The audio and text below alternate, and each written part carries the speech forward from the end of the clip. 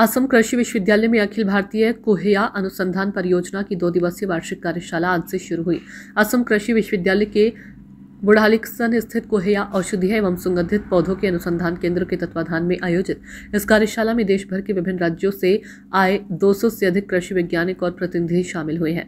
उद्घाटन समारोह विश्वविद्यालय के माधव चंद्रदास स्मृति प्रेक्षागृह में आयोजित किया गया।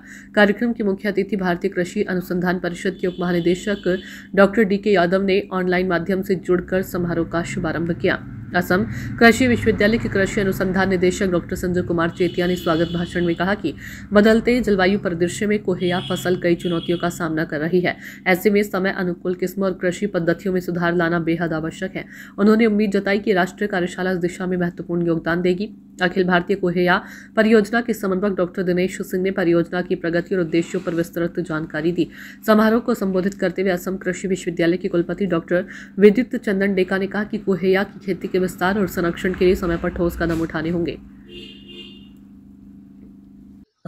सो आमी दुदिनियाকৈ ইয়াত গোট খাইছো। এই সৰ্বভাৰতীয় পৰ্যায়ত আমাৰ কুহিয়াৰ যিটো শস্য আছে, এই কুহিয়াৰ শস্যৰ যিটো গৱেষণা আৰু কুহিয়াৰ শস্যৰ আপোনালোকে ইতিমধ্যে জানে যে বৰ্তমান গোটেই বিশ্বতে ভাৰতৰ স্থান 2 নম্বৰত, ব্ৰাজিল 1 নম্বৰত। গতিকে আমি বিজ্ঞানীসকল ইয়াত লগ হৈছোঁ, সৰ্বভাৰতীয় পৰ্যায়ৰ বিজ্ঞানীসকল, গোটেইকেইখন প্ৰদেশৰ পৰা বিজ্ঞানী ইয়াত আহিছে।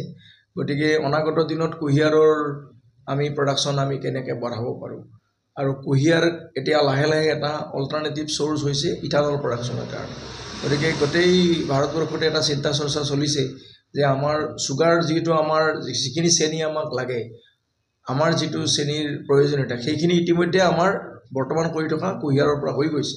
গতিকে অতিৰিক্ত যিখিনি হ'ব তাৰ পৰা আমি ইথানল প্ৰডাকশ্যন আমি কেনেকৈ বঢ়াব পাৰোঁ আৰু ইথানল প্ৰডাকশ্যন কৰিবৰ কাৰণে আমাক ভাল জাত লাগিব।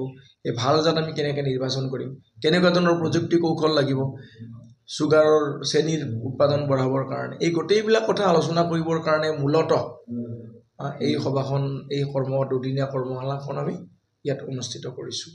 আৰু ভাল লাগিছে যে আমাৰ বিজ্ঞানীসকল আহিছে, আহি পেলাই তেখেতসকলে ইয়াত ভাগ লৈছে আৰু বিজ্ঞানীসকল ইয়াত আহি খুব সুখী। এটা ভাল পৰিৱেশত এনেকুৱা ধৰণৰ কৰ্মশালা পতা হৈছে। আজি আৰু অহাকালি এই 2 दिन অকল কুহিয়াৰ। सूचना इंडिया के सभी दर्शकों को बधाई। अब आप सूचना इंडिया देख सकते हैं जियो टीवी चैनल नंबर 4053 पर भी। साथ ही सूचना इंडिया के सभी सोशल प्लेटफॉर्म इंस्टाग्राम, फेसबुक और ट्विटर से जुड़े और पाएं आपके क्षेत्र से जुड़ी हर एक